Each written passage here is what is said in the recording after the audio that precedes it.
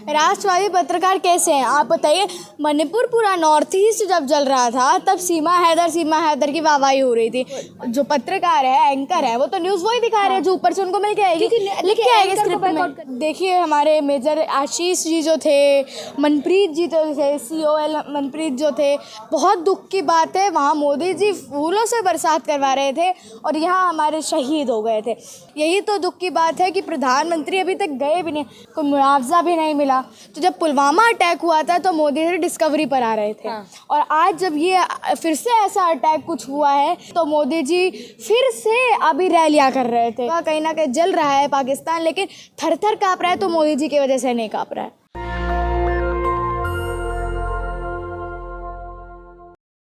तमाम बड़े TV channel के जो एंकर हैं उनको बायकॉट किया जा रहा है।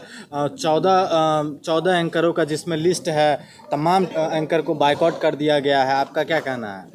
देखिए 14 पत्रकार जो हैं इंडिया अलायंस ने उनको बायकॉट कर दिया है। तो मेरे हिसाब से जिनको लगभग बायकॉट किया है तो वो सब कई तो क्रिमिनल रिकॉर्ड ही रख चुके हैं, और कई तो ऐसे ही हैं जिनको ना न्यूज़ दिखाते हैं, सिर्फ अफवाह फैलाने का काम है। तो मेरे हिसाब से जो बायकॉट किया वो ठीक बायकॉट किया। क्या लग रहा है? राष्ट्रवादी पत्रकार हैं, आप ऐसे नहीं कह सकते कि ठीक किया राष्ट्रवादी पत्रकारों को। राष्ट्रवादी पत्रकार कैसे हैं आप बताइए। मणिपुर पूरा नॉर्थ ईस्ट जब जल रहा था तब सीमा हैदर की वाहवाही हो रही थी, और आज आप देख सकते आज आप देखिए जब हमारे कितने मुद्दे हैं देश में मुद्दों की कमी है ही नहीं। अर्नब गोस्वामी को राष्ट्रवादी पत्रकार नहीं मानती, देखिए राष्ट्र सर्वप्रिय कहते हैं। कहने को तो बहुत कुछ कहते हैं, कहने को तो मोदी जी भी बहुत कुछ कहते हैं, पर होता थोड़ी ना है। कहने को तो कोई भी कुछ भी कह देता है। मोदी भी तो राष्ट्रवादी है। राष्ट्रवादी हैं, मैं बिल्कुल मान रही हूँ। राष्ट्रवादी आप भी कहिए, राष्ट्रवादी मैं भी कह रही हूँ अपने आप को, लेकिन राष्ट्रवादी के होने के नाते मुझे देश के लिए काम भी करना होता है। वैश्विक मुद्दे दिखा रहे थे, दिक्कत क्या था? वैश्विक मुद्दे, सीमा हैदर, धीरेन्द्र शास्त्री, ये वैश्विक मुद्दों से जुड़ी बातें हैं।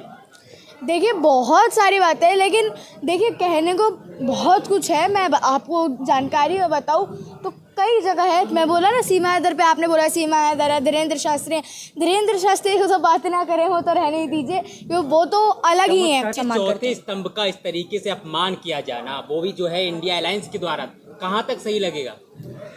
देखिए चौथा स्तंभ, मैं बिल्कुल कह रही हूँ, न्यूज़ हमारा जो पत्रकार है हमारा चौथा स्तंभ है, लेकिन अगर कहने पे बात आए तो चौथे स्तंभ को भी कहीं ना कहीं सच दिखाना चाहिए। वो गोदी मीडिया बन गए हैं, और गोदी मीडिया बनने के बाद कह सकते हैं ना आप गोदी मीडिया बन गए, क्योंकि जो अब तो बाइकआउट की बात चल रही है।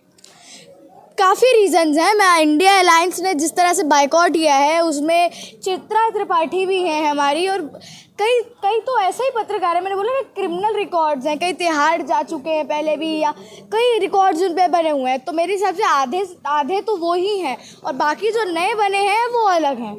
क्या लग रहा है आपको, ये तमाम सारे पत्रकारों को जो बायकॉट किया है, कहीं ना कहीं चैनलों को बायकॉट करना चाहिए, जो कि ये पत्रकार को बायकॉट कर रहा है, इससे क्या बेनिफिट मिलने वाला है? क्योंकि सारा कुछ देखिए तो डिसाइड होता है ना। इसमें मैं कुछ नहीं कहूँगी, क्योंकि मैं इंडिया अलायंस से नहीं हूँ। वो उनकी मर्जी है, वो किस लिए बायकॉट कर रहे हैं या किस लिए बायकॉट नहीं कर रहे हैं।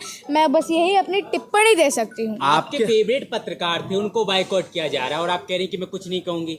मेरे फेवरेट पत्रकार तो मेरे हिसाब से जितने भी गए हैं उनमें से कोई भी नहीं थे। जो चैनल चलाते हैं, चैनल हेड को क्या बायकॉट करना चाहिए? जिस तरीके से एंकरों को किया उस तरीके से क्या चैनल हेड को, जो चैनल के मालिक हैं, देखिए बिल्कुल उनको करना चाहिए, क्योंकि पत्रकार वो जो पत्रकार है, एंकर है, वो तो न्यूज़ वही दिखा रहे हैं जो ऊपर से उनको मिल के आएगी, लिख के आएगी स्क्रिप्ट में। बायकॉट करने का क्या फायदा? एंकर को अगर आप बायकॉट कर रहे तो एंकर को तो अपना घर चलाना है जी, उनको जो बोला जाता है वही उनको वही करना पड़ेगा।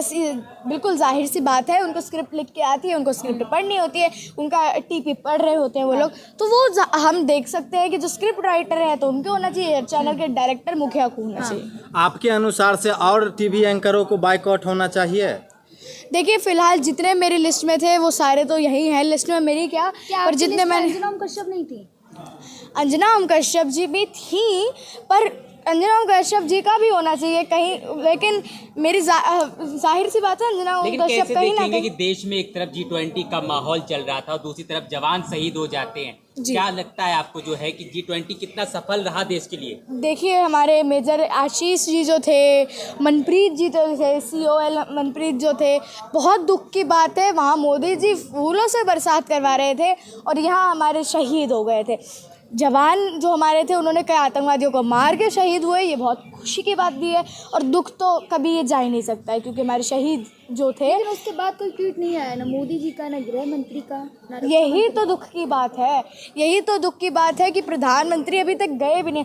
वहाँ के मुख्यमंत्री शायद पहुँचे थे वहाँ पर, शहीद जो थे वहाँ पे उनके घर पर ना उनको वो मिला, कोई मुआवजा भी नहीं मिला। कि अगर दिल्ली में होते या पंजाब में होते तो 1 करोड़ तो मिल जाता। लेकिन आम आदमी पार्टी, लेकिन एक तरफ शहीदों के परिवार बिलख रहे थे, वहीं दूसरी तरफ मोदी जी मध्य प्रदेश जाके रैलियां कर रहे थे। यही तो, मोदी जी एक तरफ फूल बरसा रहे थे, एक तरफ आंसू बह रहे थे, आंसू के बाढ़ लग गई थी पूरा। क्योंकि मैंने जिस तरह से न्यूज़ में देखा तो पूरा गांव रो रहा था, पूरा गांव तड़प रहा था, बिलख रहा था। तो मेरे हिसाब से तो मोदी जी को इस तरफ देखना चाहिए ना। अभी तक ट्वीट भी कुछ नहीं आया है। लेकिन जब पुलवामा का हुआ था तब मोदी जी ने कहा था कि जवानों को देखकर युवा मुझको वोट दे, कि याद रखें जवानों को। पुलवामा की बात अगर आपने छेड़ ही दी है, तो जब पुलवामा अटैक हुआ था तो मोदी जी डिस्कवरी पर आ रहे थे। हाँ। और आज जब ये फिर से ऐसा अटैक कुछ हुआ है तो फिर से जैसे उसमें भी शहीद हुए थे, मोदी जी डिस्कवरी में थे, कनेक्शन से दूर थे।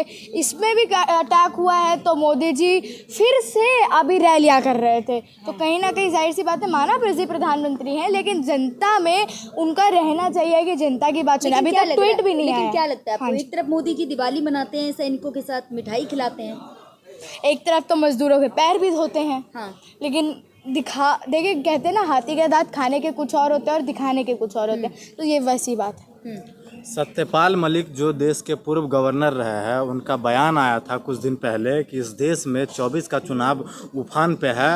हो सकता है इस देश में कोई पुलवामा जैसे हमला कोई बड़ा हो सकता है। ये मोदी की चाल हो सकती है कुछ। देखिए, मोदी की चाल, मैं ये नहीं कहूँगी किसी नेता को इसमें डालूंगी मोदी जी की चाल है, पर हाँ, जिस हिसाब से मोदी जी को पहले से ही, जब हमारे को पता है कि पुलवामा अटैक एक बार हो चुका है और उससे भी खतरनाक अटैक भी हो सकता है, उससे कम तो पता नहीं हो ना हो, और भगवान की दया से हिंदुस्तान पर अटैक हो भी ना, पर उससे ज़्यादा भी हो सकता है। तो हम मोदी जी अगर प्रधानमंत्री हैं तो उनको उस तरह से हमारा सेटअप करके रखना चाहिए कि अगर आगे कुछ होता है, संभावना होती है तो बिल्कुल। लेकिन मोदी जी की सरकार है तभी आतंकवाद दूर दूर है। देखिए, पाकिस्तान डर रहा है कि कहीं से एक बार फिर से सर्जिकल स्ट्राइक ना छेड़ दी जाए, क्योंकि जो कांग्रेस सरकार में लगातार बम धमाके हुआ करते थे हर गली हर बाजार में, लेकिन अब वो होना बंद हो चुके क्योंकि मोदी सरकार है। देखिए, कांग्रेस के टाइम पर देश तब भी नया आज़ाद भी हुआ था। ये भी हम नहीं भूल सकते हैं कि उस टाइम पर हिंदुस्तान और पाकिस्तान का बंटवारा भी हुआ था।